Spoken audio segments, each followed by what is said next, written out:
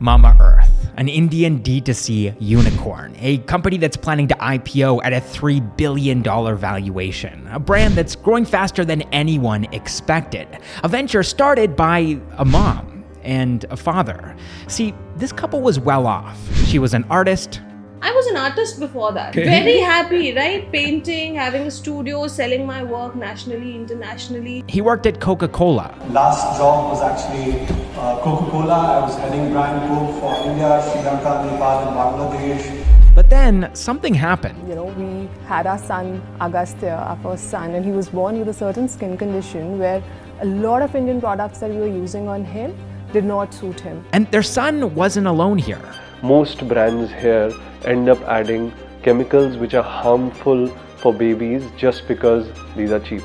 This was the problem that Ghazal and Varun Alagh set out to solve with their startup Mamaearth, India's fastest growing FMCG brand.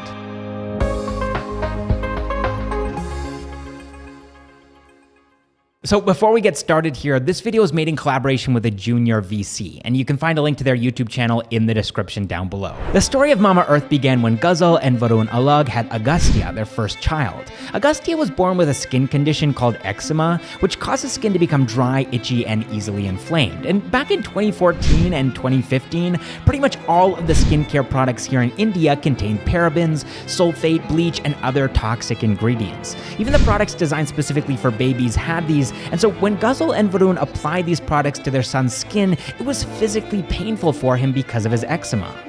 Now, the easy solutions here would have been to either treat their son's symptoms as best they could with local medicinal products or buy toxin-free skincare products from other countries and then import them to India. But this is where Varun and Ghazal identified an opportunity in India's skincare market. They realized that there was an opportunity to both help Indian parents who had kids just like Agastya while simultaneously building a successful business. And so that's exactly what they did. And this is actually what differentiates entrepreneurs from the rest of society, because they face problems just like everybody else. But instead of trying to find a solution just for themselves, they actually try to build a solution for society. Now, granted, not everybody has the financial resources to do this, but Ghazal and Varun had about 90 lakh rupees saved up, and so they decided to invest it into their new startup, Honasa Consumer Private Limited, otherwise known as Mamaearth, which they started in June of 2016. Even before founding the company, Ghazal had looked into the ways that Indian parents were sourcing toxin-free baby skincare products. And what she found was that a lot of these parents were importing products from the United States, but the strange thing was that the ingredients used to make these foreign products were actually readily available here in India, they just weren't being used. In fact, many of the ingredients in American products were originally sourced from India, exported to the United States, and then re-imported at very high prices to discerning Indian parents, which didn't make any sense at all. This seemed like a light bulb moment for Ghazal and Varun, but Indian manufacturers didn't see it that way. In fact, many of them rejected Mamaearth's partnership proposals because they were just a tiny startup. They didn't have any customers, the first batches of their products were going to be small, and so these manufacturers told them, why not just rebrand the stuff that we're already making? Forget about the ingredients, the Indian market doesn't care about that stuff. Obviously though, Ghazal and Varun hadn't started Mamaearth just to make a quick buck. They actually wanted to have a lasting positive impact on India's personal care market. And thanks to Varun's previous experience managing FMCG brands for Unilever and Coca-Cola, he knew that all it would take was one single yes from their list of potential vendors. And eventually, they did get that yes. After securing this partnership, Mamaearth started off with 6 products, catering to pregnant women, new mothers, and their babies. One of these products, a first of its kind in India, 100% natural, non-toxic mosquito repellent spray, immediately gained traction and stood out as their first hero product. But standout products weren't going to be enough, and Ghazal and Varun knew this. They needed defensibility, a way of ensuring that a competing company couldn't meet with their manufacturer behind their backs, copy their recipes, and then sell identical products under another brand name. This defensibility ended up being the Mamaearth brand itself, a purpose-driven, human-centric company that consumers actually responded to on an emotional level, a company that they wanted to tell their friends about. Mamaearth was able to create word-of-mouth brand evangelists, and they did this very strategically. First is the name, Mamaearth. The first part is Mama, Asia's only maid-safe certified brand created by parents, specifically Ghazal, a mother, and Varun, a father, for parents. This kind of connection with consumers wasn't something that any other brand had been able to accomplish because their products weren't actually safe or healthy the way that Mamaearth's were. And these weren't just good products for mothers and their babies. The earth part of Mamaearth's name is also important.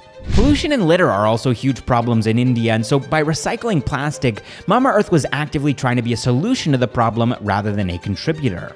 So these were the two components of the Mamaearth brand story, Mama and Earth. But even with a strong customer connection, even with brand loyalty and word-of-mouth marketing, a brand can still fail if their product isn't actually good, if customers aren't satisfied with the physical product itself. And while Varun did have experience working with personal care products, having worked with Lakme, Lifebuoy, Sure, and Rexona during his time with Unilever, meeting the high standards of Mamaearth's niche customer base required constant and careful choices to be made on the product side, which is why Ghazal made a habit of constantly taking and implementing customer feedback. She would talk to hundreds of moms every single week to perfectly understand what they liked and what they didn't like about Mamaearth's products. And these insights would end up getting passed on to the company's product team and would eventually end up being incorporated into future product iterations. So now Mamaearth had two of the three ingredients needed for success: a strong brand and a great product. But where were they actually selling these products? Well, as a D2C brand, you'd expect them to sell directly to consumers via a website, right? That way they can collect customer data, customize recommendations, and fulfill customer orders themselves to ensure high quality and packaging standards. But ultimately, this approach proved to be too expensive, complicated, and inefficient, given how young Mamaearth was at the time. Back in 2017, an overwhelming majority of new FMCG brands sold directly on Flipkart and Amazon, and Mamaearth did the same. By doing this, they were able to get recommended to consumers alongside bigger brands like Johnson & Johnson, Dabur, Himalaya, and Hindustan Unilever. These marketplaces became a way for customers to discover Mamaearth, which was still a long way off from being considered a household name in India. Using this approach, Mamaearth was able to generate between 25 and 30 lakh rupees in turnover within the first 6 months of launch, and by early 2017, they were catering to over 10,000 customers. It quickly became clear that they had actually achieved product market fit, and following this milestone, Mamaearth raised $1 million through their pre-Series A round and embarked on the next phase of their journey: rapid growth. There were two things that they wanted to do with these funds. One, lessen their dependency on Amazon and Flipkart, and two, finance a big marketing push. And let's talk about that one first, because what they did was actually genius. In 2018, more than 250 million people in India were using social media, but very few Indian brands were fully leveraging this reach. Most of them would just buy targeted ads on various social media platforms, which was good, but not great. Mamaearth, though, did something different, something that we now know today as influencer marketing. Mamaearth would search for and reach out to influencer moms who were constantly searching for new and exciting products to promote and recommend to their followers. And because this was still such a nascent market, influencers actually weren't charging as much as they do today, meaning that this was much more cost-effective for Mamaearth than conventional targeted social media ads. At the same time, Mamaearth also spent big money to get promoted by well-known names like Shilpa Shetty and Amrita Singh, and they did this in sync with their smaller content creator push, which involved collaborations with about 500 bloggers and influencers. Thanks to this marketing strategy, within a year, Mamaearth was serving more than 100,000 customers, and more than 50% of these customers had heard about Mamaearth not through Amazon or Flipkart recommendations, but through influencer-generated content. In 2018, Mamaearth was bringing in about 1 crore rupees in revenue a month, up from just 3 lakh rupees in 2017. These numbers enabled them to raise a Series A worth $4 million. Using these funds, they were finally able to break into offline retail, opening up dedicated stores in shopping malls and also along busy commercial streets in cities across India. This ensured that Mamaearth products didn't need to compete with other personal care products on the shelves of other people's stores. Instead, Mamaearth was sold exclusively at these locations, adopting a form of offline D2C. And by this point, a lot of people had actually seen Mamaearth online. They were familiar with the brand, and so when they happened upon an offline store, it became a great opportunity for them to walk in and actually test out these products for themselves. Of course, offline retail can be pretty expensive. Paying the rent on offline locations, paying the salaries of offline employees, these are all loss-making behaviors that a lot of D2C startups typically avoid by taking an online-only approach. So how was Mamaearth actually financing this expansion into the offline space? Were they unsustainably burning through lots of capital that they'd raised from their investors? No, actually they weren't. See, the safe, toxin-free baby care segment is amazing in one specific way: big margins. Parents want the best for their kids and they're willing to pay for it.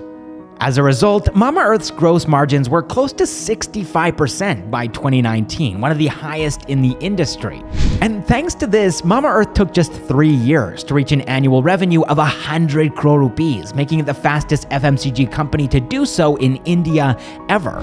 That being said though, there is one downside to targeting the childcare segment, and that is that children grow up, and as they grow older and less fragile, parents tend to become more frugal. After a child reaches a certain age, the parental need for niche, expensive, toxin-free products starts to diminish, meaning that churn is more common in the childcare market than in other personal care markets, which is why Mamaearth started exploring other customer segments. From childcare, they expanded into beauty care, laying the foundation for a business that could grow well beyond the 100 crore rupee mark. In 2021, thanks to their huge margins, strategic diversification, and strong customer brand loyalty, Mamaearth achieved something that most startups only dream of: profitability.